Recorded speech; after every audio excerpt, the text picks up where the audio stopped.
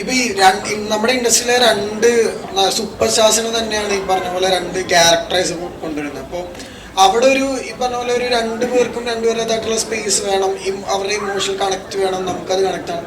So അതിന് വേണ്ടിയുള്ള preparations ഉണ്ടാവല്ലോ. കാരണം സ്ക്രീൻ പ്ലേ സഡൻ എഴുതാത്തപ്പോൾ അതിന്റെ കൺഫ്യൂഷൻസ് എന്തെങ്കിലും ഉണ്ടായിരുന്നു? അല്ല, അങ്ങനെ സ്ക്രീൻ പ്ലേ എഴുതാത്തപ്പോ എന്നുള്ളതല്ല, അത് സെറ്റിലേക്ക് വന്നിട്ട് എവറി ഡേ ഞാൻ ആ പ്രോസസ്സിലുണ്ടായിരുന്നു. ഈവൻ എവറി ഡേ വാസവനൊക്കെ അറിയാം, നമ്മളത് ഇവരുടെ പെർഫോമൻസ് അനുസരിച്ച് മാറ്റി എഴുതാത്ത ഒരു ദിവസം പോലും ഇല്ല, ഒരു സീൻ പോലും ഇല്ല. നല്ല ചോദ്യമാണ്. അതായത് ഇപ്പോഴും ഈ രണ്ട് മാർക്കറ്റ് വാല്യൂ ഉള്ള രണ്ട് ആർട്ടിസ്റ്റുകൾ പ്രധാന മുഖങ്ങളായിട്ട്, മറ്റു മുഖങ്ങളുണ്ട്, പ്രധാന മുഖങ്ങളായിട്ട് നിൽക്കുമ്പോൾ അവരെ ഒരുപോലെ കൊണ്ടുപോകുക എന്ന് പറയുന്നത് വളരെ ടഫസ്റ്റ് ആയിട്ടുള്ള ജോലിയാണ്. രണ്ടും ബാലൻസ് ചെയ്ത് അവസാനം വരെ കൊണ്ടുപോകാന്നുള്ളത്. എനിക്ക് തോന്നുന്നു നമ്മൾ സിനിമ റിലീസ് ആവുന്ന ഒരു 8 ദിവസം കൂടി 9 ദിവസം കൂടി ഉണ്ട്. വേറെ ഒരു ക്ലെയിമിങ് ഞാൻ അവിടെ ചെയ്യുന്നില്ല. ഭയങ്കര ഉദാത്തമായ ഒന്നുമില്ല. നിങ്ങൾ കണ്ടിട്ട് പറയൂ, നിങ്ങളാണ് പറയേണ്ടത്. പ്രേക്ഷകൻ കണ്ടിട്ടാണ് നമ്മൾ എത്രത്തോളം ചെയ്തത് ശരിയാണ്, ഇത് ബാലൻസ് ചെയ്ത് കൊണ്ടുപോകാൻ പറ്റിയിട്ടുണ്ടോ എന്നൊക്കെ. ഞാൻ ശ്രമിച്ചിട്ടുണ്ട്, ബാക്കി നിങ്ങൾ കണ്ടിട്ട് പറയുക. റൺ ചെയ്തുകൊണ്ടിരുന്ന സമയത്ത് തന്നെ OTT-യിലേക്ക് പോയി. അപ്പൊ അതുപോലെ തന്നെ അങ്ങനെയൊക്കെയുള്ള തീരുമാനങ്ങളിലേക്ക് ഈ സിനിമയും പോകുമോ? ഒരു സക്സസ് ആണെങ്കിൽ പോലും പെട്ടെന്ന് തന്നെ OTT-യിൽ? അല്ല, ഇതെന്താ അറിയോ, നമ്മളൊരു പ്രീ കമ്മിറ്റ്മെന്റ് ഉള്ളതാണല്ലോ. നമ്മൾ സിനിമകൾ തിയേറ്ററിലേക്ക് എത്തിക്കുമ്പോൾ OTT എന്ന് പറയുന്നത് നമ്മുടെ ബിസിനസ്സിന്റെ ഭാഗമായിട്ടുള്ള കാര്യമാണ്. നമ്മൾ വലിയ സ്കെയിലിൽ സിനിമകൾ എടുക്കുമ്പോൾ നമ്മൾക്ക് അത്തരത്തിലുള്ള സപ്പോർട്ടുകൾ ഉണ്ടെങ്കിലേ നമുക്ക് സിനിമയുമായിട്ട് തിയേറ്ററിൽ വരാൻ പറ്റുള്ളൂ. ഇപ്പം നിങ്ങൾ ആവേശം കാണുമ്പം ആവേശം ഹ്യൂജ് സ്കെയിലുള്ളൊരു സിനിമയാണ്. ആ സിനിമ ആ ബഡ്ജറ്റിൽ നിങ്ങൾ മറ്റ് ഭാഷാ സിനിമകൾ കാണുന്നുണ്ട്, വലിയ ബഡ്ജറ്റിലുള്ള മറ്റ് ഭാഷാ സിനിമകൾ കാണുന്നുണ്ട്. നമ്മൾ അതിനോട് ബഡ്ജറ്റ് വൈസ് കടപിടിക്കാൻ നോൽക്കുമ്പോൾ അങ്ങനെ നമ്മുടെ മലയാളത്തിൽ പ്രൊഡ്യൂസേഴ്സും ആക്ടേഴ്സും ടെക്നീഷ്യൻസും അതിന് ശ്രമിക്കുമ്പം അങ്ങനെയുള്ള സപ്പോർട്ടുകളെ നമുക്ക് മാറ്റി നിർത്തി ചിന്തിക്കാൻ പറ്റില്ല.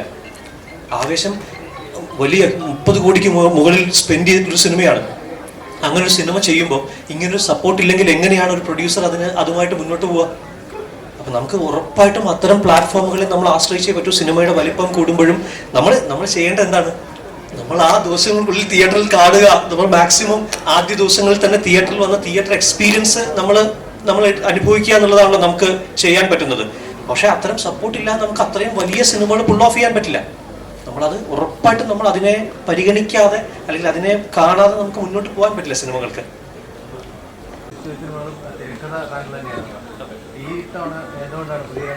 നല്ല ചോദ്യം. ഇതുവരെയുള്ള സിനിമകളിലൊക്കെ തിരക്കഥ ഞാൻ തന്നെയായിരുന്നു.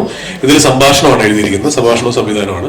ഇതിൽ ശരത്തും ആനന്ദും രണ്ടുപേരാണ്. ഇതിൽ ശരത്ത് ഒരു പോലീസ് ഓഫീസറാണ്, ആനന്ദിന് വർഷങ്ങളായിട്ട് എനിക്ക് അറിയാവുന്ന. രണ്ടുപേരും വളരെ ഇൻട്രസ്റ്റിംഗ് ആയിട്ടുള്ള ഒരു കഥ വന്ന് പറഞ്ഞു, എനിക്ക് വളരെ ഇഷ്ടപ്പെട്ടു. അപ്പോൾ അവർ ഭംഗിയായിട്ട് തന്നെ തിരക്കഥ എഴുതിയിട്ടുണ്ടായിരുന്നു. അപ്പോൾ അതിനകത്ത് നമുക്കൊന്നും ചെയ്യാനില്ല, രസമായിട്ട് തന്നെ അവർ എൻ്റെ തിരക്കഥ എഴുതിയിട്ടുണ്ട്. എനിക്ക് ജസ്റ്റ് ഒന്ന് ഫൈൻ ട്യൂൺ ചെയ്യേണ്ട ജോലി മാത്രമേ ഉണ്ടായിരുന്നുള്ളൂ, പിന്നെ സംഭാഷണങ്ങൾ എഴുതുന്ന ജോലി. ഡബിങ് ആർട്ടിസ്റ്റ് കൂടിയാണല്ലോ ജസ്റ്റ്. ഈ സിനിമയിൽ വല്ല ഡബ് ചെയ്തിട്ടുണ്ടോ? Smoking is injurious to health. പുകവലി ആരോഗ്യത്തിന് ഹാനികരം. അത് ഞാനാ പറഞ്ഞത്. അത് മാറ്റിയോ? ഞാൻ മാറ്റി. അദ്ദേഹത്തിന്റെ ഒരു ഏറ്റവും നിങ്ങളെ കാണിക്കുന്നതിനൊക്കെ മുമ്പ് ഒരു എഡിറ്റിന്റെ ഒരു രീതി ഉണ്ടല്ലോ, വീട്ടിൽ പടം ഇട്ട് കണ്ടിട്ട് എല്ലാം ക്രൂരനായി എഡിറ്റ് ചെയ്ത് കളയുന്ന ഒരു രീതി, അത് തലവനിലും ഉണ്ടായിരുന്നു. തലവനില് ആദ്യം മുതല്, അതായത് ഇതിന്റെ നമ്മൾ വായിച്ച് കമ്മിറ്റ് ചെയ്ത ഒരു സ്ക്രിപ്റ്റിൽ നിന്ന് ഈ സിനിമയുടെ ഷൂട്ടിംഗ് എന്ന് പറയുന്ന പ്രോസസ്സിൽ ത്രൂ ഔട്ട് ഈ സിനിമയ്ക്ക് ഒരു എവല്യൂഷൻ സംഭവിച്ചിട്ടുണ്ട്. എല്ലാ ദിവസവും ഷൂട്ട് ചെയ്യുന്നത് അനുസരിച്ച് അതിന്റെ സ്ക്രിപ്റ്റിന് ഇവോൾവ് ചെയ്യുന്ന ഒരു സ്വഭാവം ഉണ്ടായിരുന്നു. അത് ജിസ് വളരെ ബ്യൂട്ടിഫുൾ ആയിട്ട് തന്നെ ചെയ്തു.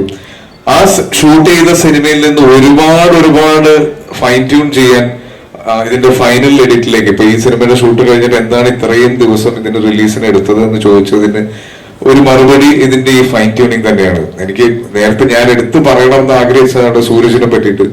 ഓരോ പ്രാവശ്യം ഞാൻ ജിസിന് ഇതുപോലെ എവിടെയാണ് എന്ന് ചോദിച്ച് വിളിക്കുമ്പോഴും സൂരജിന്റെ കൂടെയാണ് ഇരുന്ന് ഓരോ ഫോർമാറ്റും ഞാനിതിന്റെ 3 വേർഷൻ ഓഫ് എഡിറ്റ്സ് കണ്ടു. ഏറ്റവും ഫൈൻ ട്യൂൺ ആയിട്ട് ചെയ്ത്, ഏറ്റവും നമ്മളിപ്പോ പറയല്ലോ first half lag, second half lag എന്ന് പറയല്ലോ, അത് അങ്ങനെയുള്ള കോമന്റ്സ് ഒക്കെ ഒഴിവാക്കാം എന്ന് തോന്നുന്ന ഒരു വേർഷനിലേക്ക് ഈ സിനിമ എത്തിയതിനു ശേഷമാണ് ഇതിന്റെ റിലീസ് പ്ലാൻ ചെയ്തത്. അപ്പോൾ ഒരു കണ്ണിച്ചോര ഇല്ലാണ്ട് ഒരുപാട് കാര്യങ്ങൾ ഇദ്ദേഹം കട്ട് ചെയ്ത് കളഞ്ഞിട്ടുണ്ട്.